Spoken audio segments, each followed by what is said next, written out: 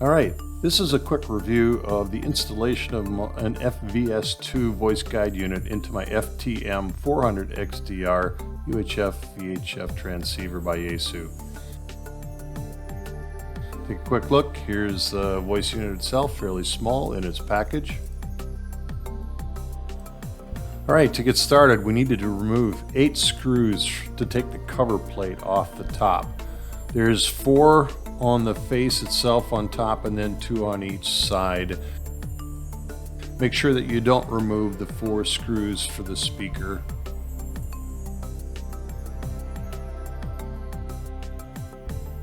I originally left the mounting bracket attached to the radio because I could see that it really wasn't interfering with or holding on the top cover.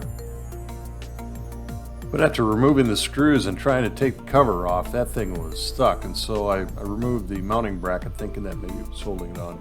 But no, that wasn't the case. It is just really stuck on there.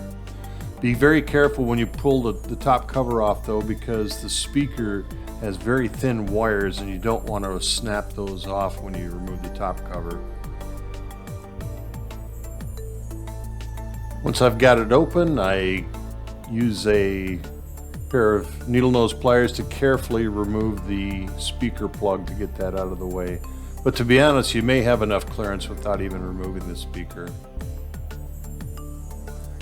And there it is. That's the plug/socket where you just mount the FVS2 unit onto. It just presses right on there. It's just held in by friction, which is kind of unusual for a mobile radio, but it seems to work.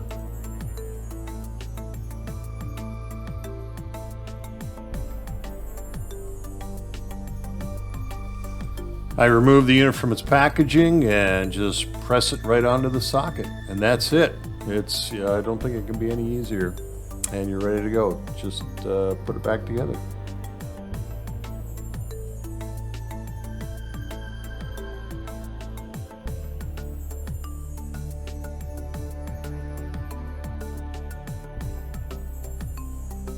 Reassembly is just a reverse order of the disassembly.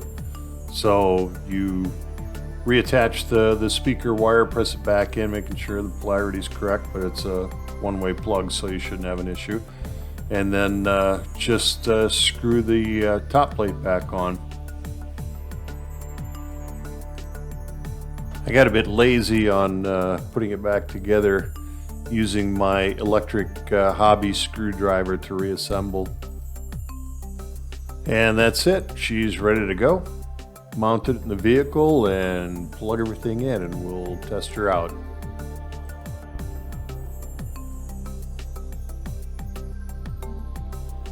All right, sound check. HM9GY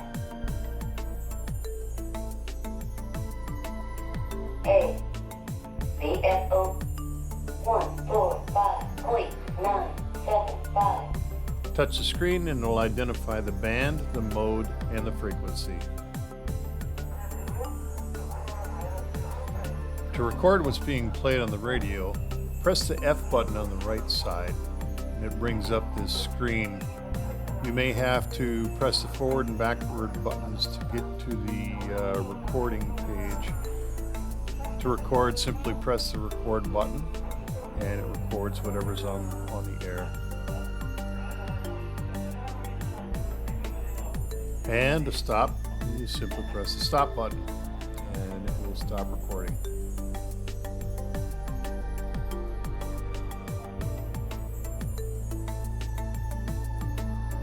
And I'll dial off of this repeater to find an empty space so we can listen to the recording. Bring the screen back up and press play, and it will play the audio for you, whatever you've captured.